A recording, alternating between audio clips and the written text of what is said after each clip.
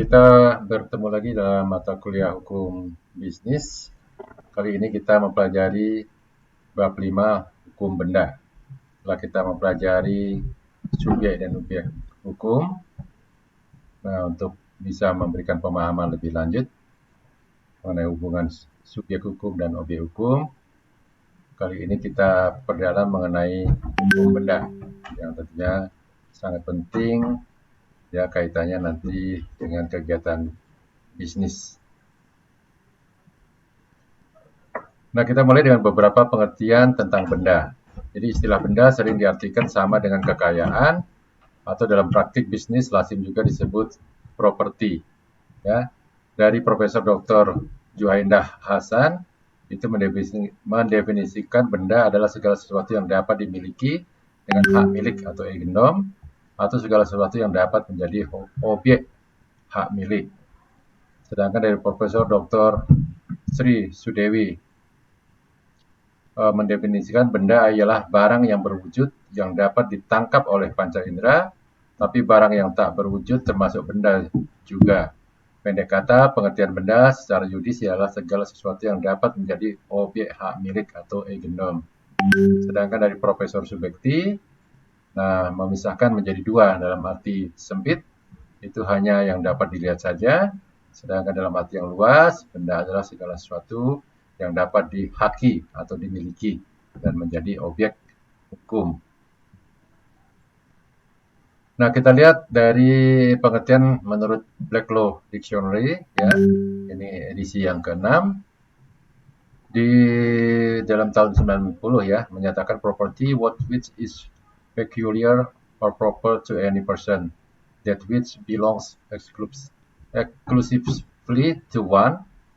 In the strict legal sense, aggregate of rights which are guaranteed and protected by the government. The term is said to extend to every species of valuable right and interest, more especially ownership, the unrestricted and exclusive right to a thing, the right to be disposed of a thing in a very legal way, to possess it, to use it, and to exclude everyone else from interfering with it. That dominant or indefinite right of use or disposition which one may lawfully exercise over particular thing or subjects. The exclusive rights of possessing, enjoying, and disposing of a thing, ya, itu pengertian dari Black Law Dictionary ya. Jadi benda yang dapat memang dimiliki, yang bisa membuat ya kepemilikan, ya, membuat rasa bahagia dan seterusnya. Nah, pengaturan hukum benda ya dalam hukum Indonesia, nah itu bisa kita lihat ada di dalam beberapa peraturan hukum. Yang pertama ada di dalam hukum adat, ya, kemudian ada dalam buku 2 KUH Perdata, ada juga dalam Undang-Undang Pokok Agraria, ya, Undang-Undang Nomor 5 tahun 1960, Undang-Undang Hak Tanggungan, Undang-Undang Nomor 4 tahun 1996, ada Undang-Undang Jaminan Fidusia, yaitu Undang-Undang Nomor 4 tahun 99, dan Undang-Undang Rumah Susun, yaitu Undang-Undang Nomor 16 tahun 1985, ya. Nah, ini mengatur semuanya mengenai benda, yang tentunya sangat penting bagi adik-adik yang mempelajari hukum bisnis, ya. Nah, kita lihat dalam Kitab Undang-Undang Hukum Perdata, itu dalam pasal 499 dinyatakan, menurut paham undang-undang yang dinamakan kebendaan ialah tiap-tiap barang dan tiap-tiap hak yang dapat dikuasai oleh hak milik, ya, jadi yang dapat dimiliki atau dihaki, ya. Nah, pengaturan benda menurut hukum perdata, ya, dalam buku 2, nah itu ada 20 macam, ya, mulai dari tentang kebendaan dan cara membedakannya sampai dengan tentang gade, ya. Namun dari semua ketentuan ini ada beberapa yang kemudian sudah diatur lebih lanjut oleh undang-undang yang lain, ya. Jadi sesuai dengan asas hukum, ya, undang-undang yang baru atau peraturan yang baru itu mengalahkan peraturan yang lain, ya. Nah, sehingga harus diperhatikan. Jadi beberapa undang-undang atau peraturan yang tercantum dalam KUH Perdata, nah ini kemudian sudah tidak berlaku lagi karena sudah digantikan oleh undang-undang yang lain ya. Nah, pengaturan benda dalam Kitab Undang-Undang Hukum Perdata yaitu eh, terdapat beberapa kelompok benda ya, jadi dibagi menjadi 5, yaitu yang pertama itu dibedakan antara benda berwujud dan benda tidak berwujud, benda yang bergerak dan benda tidak bergerak. Kemudian ada benda yang dapat dipakai habis dan tidak dapat dipakai habis. Yang ketiga, barang yang sekarang ada dan yang kemudian hari akan ada, barang yang dapat dibagi dan yang tidak dapat dibagi, dan yang terakhir benda yang dalam perdagangan dan di luar perdagangan. Nah, kita lihat satu persatu di luar KUH Perdata ya, yaitu Undang-Undang Nomor 5 Tahun 1960 tentang Peraturan Dasar Pokok-pokok Agraria atau disingkat UUPA. Nah, beberapa ketentuan hukum benda dalam KUH Perdata yaitu mengenai buku 2 KUH Perdata sepanjang yang mengenai bumi, air, serta kekayaan alam yang terkandung di dalamnya, kecuali ketentuan-ketentuan mengenai hipotik itu dicabut berdasarkan Undang-Undang Pokok Agraria. Ketentuan mengenai bumi, air, serta kekayaan alam yang terkandung di dalamnya, kecuali ditentukan kecuali ketentuan mengenai hipotik itu masih berlaku ya, mulai berlakunya undang-undang ini ya. Nah, itu harus diperhatikan mana yang tetap berlaku, mana yang sudah tidak berlaku ya. Nah, mengenai hipotik, nah itu ada masih berlaku, tapi tidak lagi menyangkut bumi, air, dan kekayaan alam. Jadi yang mengenai tanah ya, itu hipotek mengenai tanah sudah tidak berlaku lagi.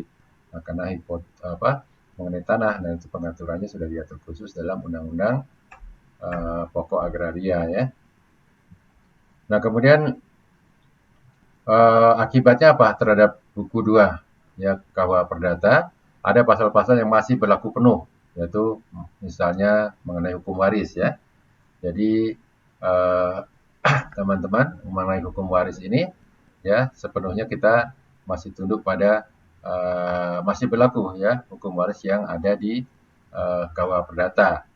Dan tentunya ya karena kita di Indonesia ini ada juga hukum waris adat, nah tetap berlaku hukum adat. Kemudian bagi teman-teman yang beragama Islam, nah itu tetap juga berlaku hukum waris Islam ya. Jadi di Indonesia ini sebenarnya ada 3 hukum waris yang masih berlaku ya, yaitu hukum waris Islam, ada hukum waris adat, dan hukum waris yang diatur dalam Kitab Undang-Undang Hukum Perdata. Yang kedua, ada pasal-pasal yang tidak berlaku, yaitu yang mengatur mengenai bumi, air, serta kekayaan yang terkandung di dalamnya ya. Nah, itu karena sudah diberlakukan undang-undang yang baru ya. Kemudian ada pasal-pasal yang masih berlaku, seperti hipotek, tetapi tidak berlaku penuh ya. Hanya hipotek nanti untuk kapal atau pesawat ya, sedangkan yang mengenai tanah, nah itu sudah diatur dalam undang-undang tersendiri.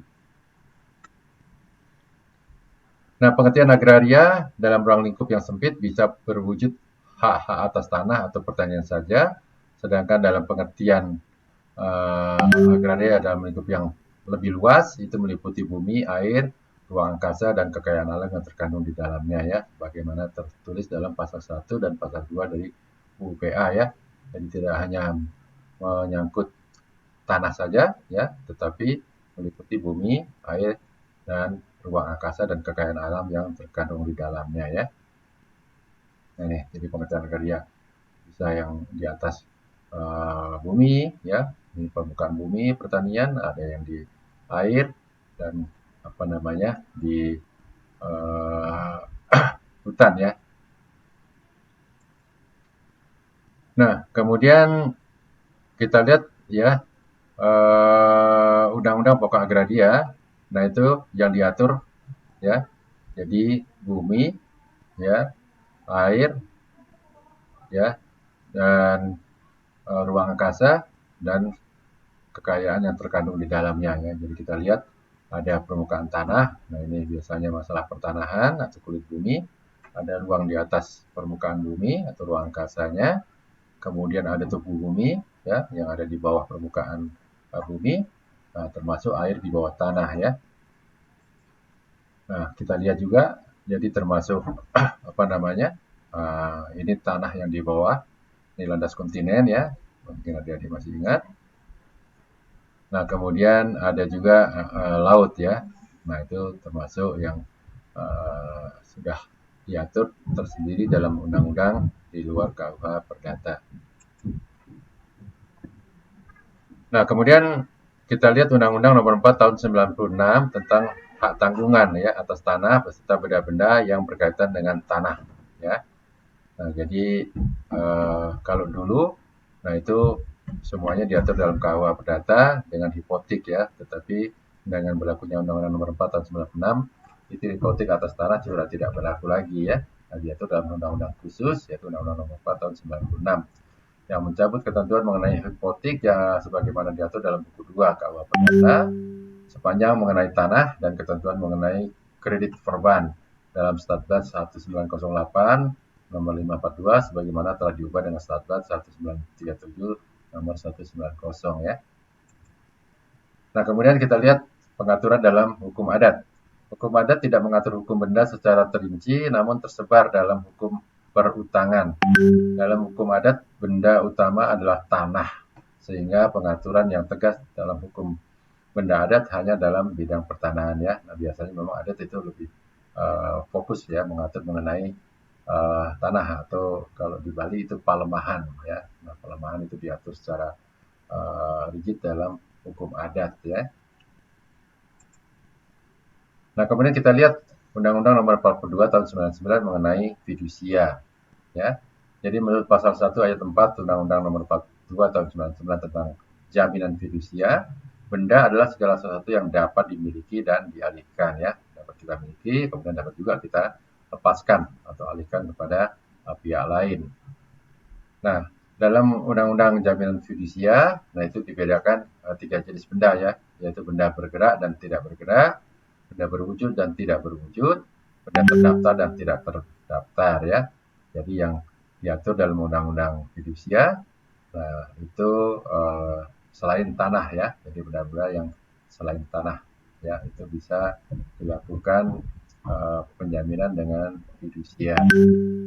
Ya contohnya ya sepeda motor ya, mungkin kalau teman-teman atau adik-adik kredit sepeda motor, nah itu dipasang hak kebenarannya yaitu jaminan fidusia ya, itu berdasarkan Undang-Undang 42 tahun 99.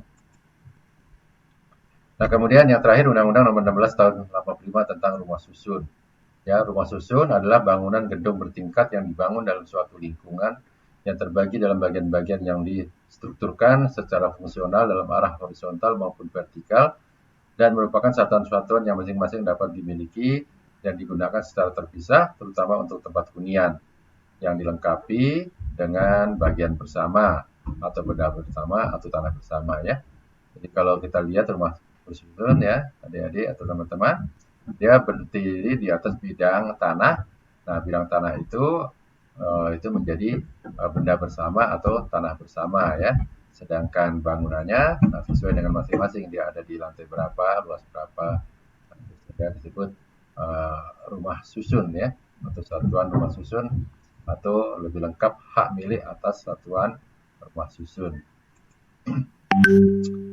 Nah, kita coba pahami mengenai asas-asas umum mengenai hukum benda ya. Nah, yang pertama ada asas sistem tertutup ya. Dimaksudkan bahwa tidak dapat dibuat hak kebendaan baru selain yang sudah disebutkan secara eliminatif dalam undang-undang. Asas ini dimaksudkan agar ada kepastian hukum dalam hak kebendaan ya. Jadi hak kebendaan itu sifatnya limitatif. Artinya asasnya tertutup ya, hanya yang memang sudah diatur dalam undang-undang dan tidak bisa itu dibuat sesuatu benda yang baru ya di luar ketentuan yang ditentukan dalam undang-undang. Kemudian ada asas absolut yaitu bahwa hak kebendaan dapat dipertahankan terhadap siapapun. Setiap orang harus menghormati hak tersebut. Kemudian asas dapat diserahkan, hak pemilikan mengandung wewenang untuk menyerahkan benda. Yang perlu diperhatikan yaitu perbuatan penyerahan dalam hubungannya dengan benda yang akan diserahkan. Kemudian ada asas mengikuti, go with the street. Hak kebendaan itu mengikuti bendanya di mana saja dan dalam tangan siapapun benda itu berada ya. Nah, jadi misalnya hak kebendaan yang nanti akan kita bahas seperti hak tanggungan atau hak fidusia ya. Nah, walaupun sepeda motor itu misalnya berpindah tangan ke orang lain, nah itu hak kebendaannya tetap mengikuti ya dimanapun benda itu berada. Kemudian ada asas publisitas bahwa pendaftaran benda merupakan bukti kepemilikan ya. Jadi kita lihat ya semua kebendaan ya motor itu ada BPKB-nya ya apa namanya tanah ada sertifikatnya ya perhiasan pun biasanya yang mahal ya seperti berlian juga ada sertifikatnya emas ada suratnya dan seterusnya ya. Nah, kemudian asas individu bahwa objek hak kebendaan hanya terhadap benda yang dapat ditentukan. Jadi sifatnya tertentu ya. Ya misalnya mobil, ya motor satu-satu ya, sifatnya individu. Kemudian asas pelekatan atau asesi yaitu asas yang melekatkan benda pelengkap pada benda pokok ya. Jadi kalaupun nanti ada tambahan aksesorisnya, nah itu hanya berupa asas pelekatan ya terhadap benda pokoknya. Kemudian terakhir asas besit merupakan titel yang paling sempurna ya, hak besit ini ya. Asas ini berlaku bagi benda yang bergerak yang terdapat dalam pasal 1977 KUH Perdata. Asas ini hanya berlaku bagi benda bergerak tidak atas nama atau yang tidak terdaftar. Nah, kemudian asas-asas umum hukum benda dalam Undang-Undang Pokok Agraria ya. Nah, ini dalam buku PA ya. Jadi ada asas pemisahan horizontal yaitu asas di mana tanah terlepas dari segala benda yang melekat padanya ya. Nah, ini dimungkinkan ya. Dari tanah itu tanahnya milik si A, kemudian bangunannya si B ya. Nah, itu kalau haknya itu adalah hak guna bangunan ya atau hak pakai ya bisa saja. Nah, bisa juga yang bawahnya tanahnya hak milik, nah kemudian dipasang hak guna bangunan di atas tanah hak milik tersebut, nah kemudian dibangun. Nah, jadi ada dua hak, jadi hak milik dan hak guna bangunan ya. Jadi ada asas pemisahan horizontal. Bisa saja ya jadi satu, artinya pemiliknya tanahnya milik si A, rumahnya juga milik si A. Tapi prinsipnya itu ada pemisahan secara horizontal ya. Kemudian ada asas unifikasi bahwa dengan diundangkannya UPA maka secara yuridis formal telah terjadi kesatuan hukum. Artinya hanya ada satu hukum bagi semua warga negara. Dengan demikian dalam hukum tanah hanya ada satu hukum tanah yaitu hukum tanah yang diatur dalam Undang-Undang Pokok Agraria. Kemudian asas nasionalitas atau asas kebangsaan bahwa pemilikan hak atas tanah sepenuhnya ada pada warga negara Indonesia ya. Hak kepemilikan ya. Jadi hak milik atas tanah itu hanya boleh dimiliki oleh warga negara Indonesia ya, artinya tidak boleh oleh warga asing ya. Nah, kemudian kita lihat ya, kita perdalami mengenai hak kebendaan. Hak kebendaan adalah hak yang timbul sebagai akibat hubungan hukum yang terjadi antara subjek hukum dengan benda, dengan mana hak tersebut dapat dipertahankan kepada pihak ketiga dan memberikan kedudukan hukum yang kuat bagi subjek hukum atau pemegang haknya. Nah, kita lihat hubungan hukumnya seperti ini ya. Jadi kalau ini subjek hukum ya, manusia, boleh juga sebenarnya badan hukum yang lain atau orang buatan yaitu badan hukum ya, perusahaan dan sebagainya yang berbadan hukum. Nah, di satu sisi ada benda. Nah, ini akan tercipta hubungan hukum antara subjek hukum dan benda ya.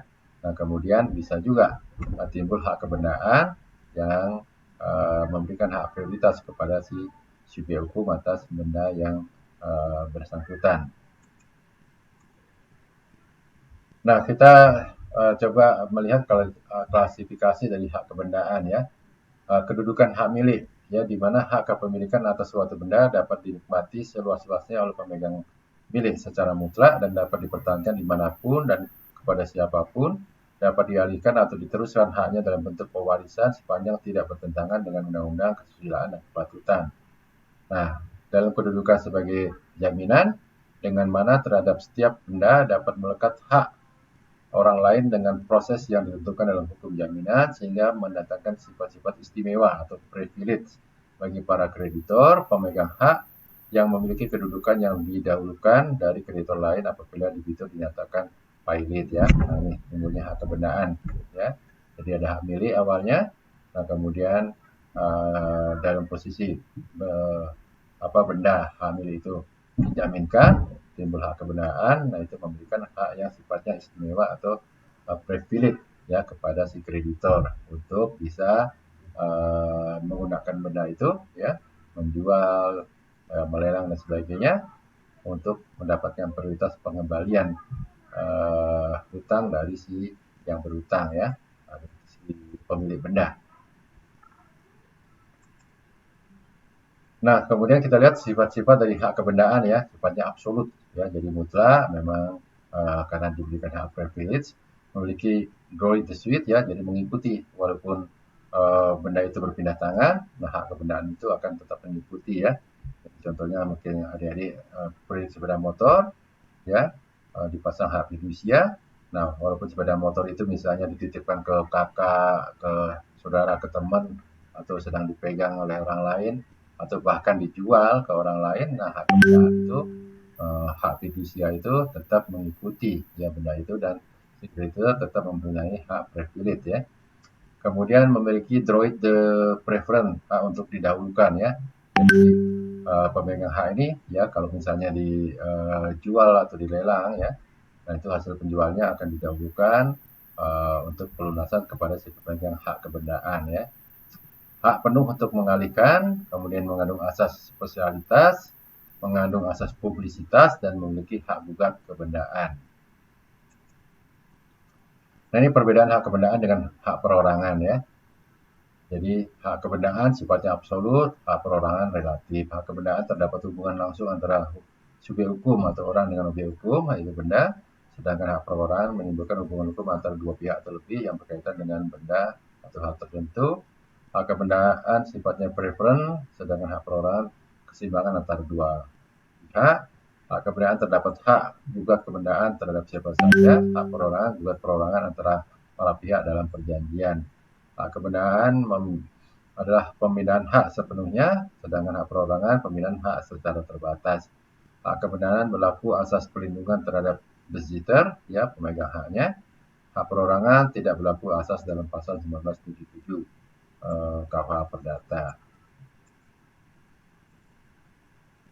Nah, kemudian kita lihat perbedaan antara hak kebendaan dengan fungsinya ya.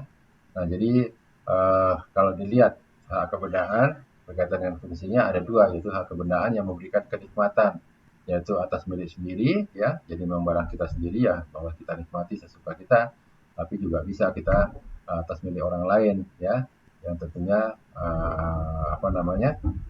harus berdasarkan hak-hak yang diatur dalam undang-undang ya. Kalau kita lihat dalam KUH Perdata, nah itu ada hak EPA, hak obstal, hak servitude, ya kemudian hak Pflugerprut ya.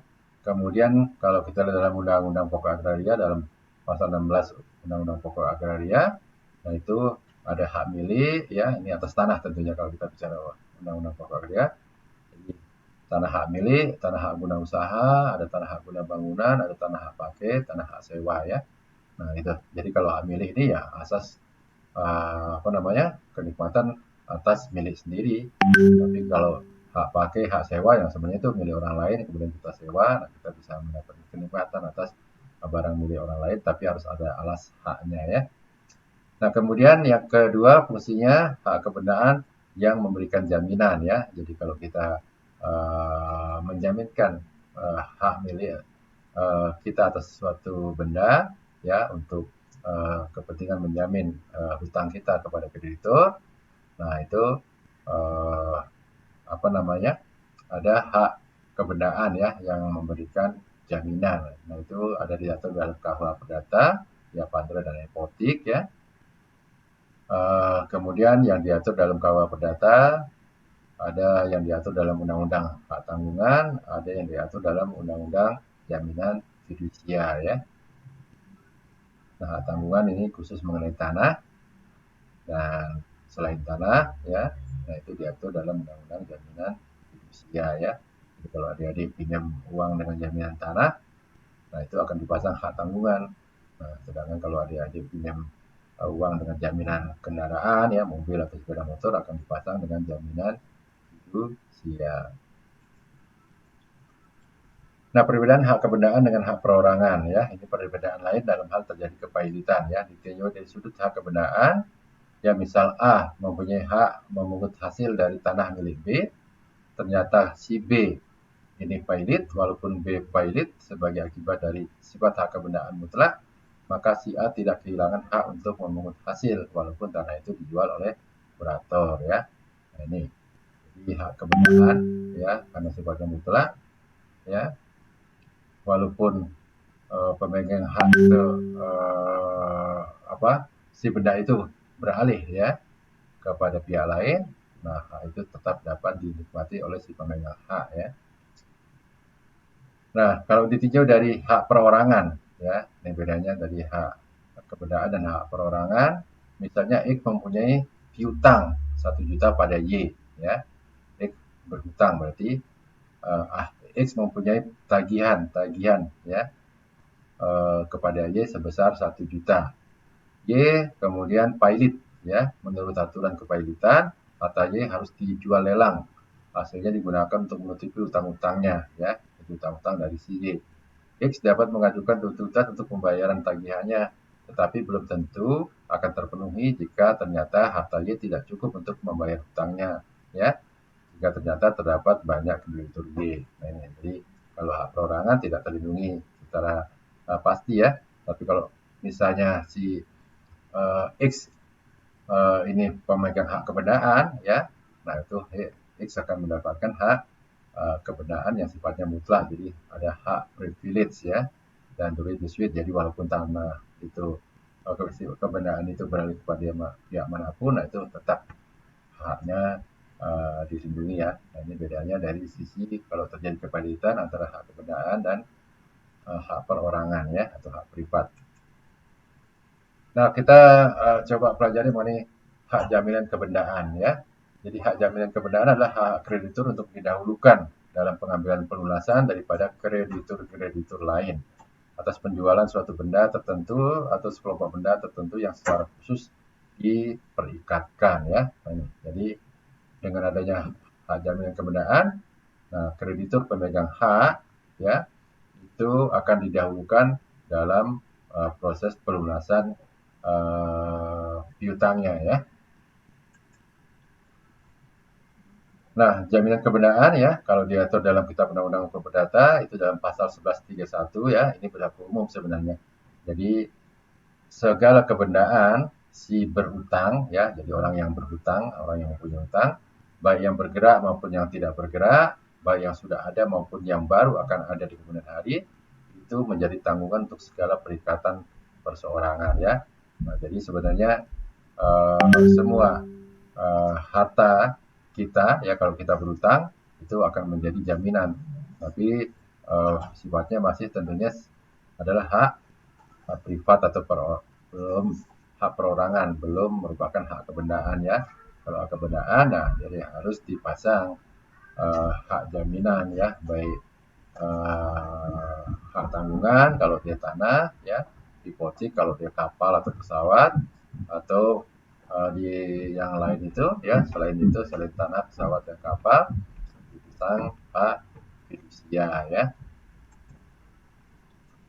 Nah, jaminan kebendaan ya, hukum-hukum yang mengatur ada dalam hukum perdata yang seperti tadi yang sudah saya sampaikan ya, sangat terbatas sekarang ya. Kemudian ada Undang-Undang Hak Tanggungan, Undang-Undang Nomor 4 Tahun 96 dan Undang-Undang Jaminan Fidusia, Undang-Undang Nomor 4 Tahun 99 ya. Nah, ini tentunya nanti adik-adik teman-teman harus membaca semua ya secara lebih lengkap mengenai undang-undang yang saya sebutkan tadi ya. Jadi bahwa perdatanya ya khususnya buku 2, kemudian Undang-Undang Pokok Agrarianya ya, Undang-Undang Nomor 5 Tahun 1960, kemudian Undang-Undang Hak Tanggungan ya, kemudian Undang-Undang mengenai Jaminan Fidusia. Nah, ini harus dipelajari lebih mendalam untuk bisa memahami lebih lanjut mengenai hak kebendaan atau hak jaminan kebendaan ya. Demikian materi kita pada hari ini ya, pada kali ini. Jadi terima kasih atas perhatian semuanya.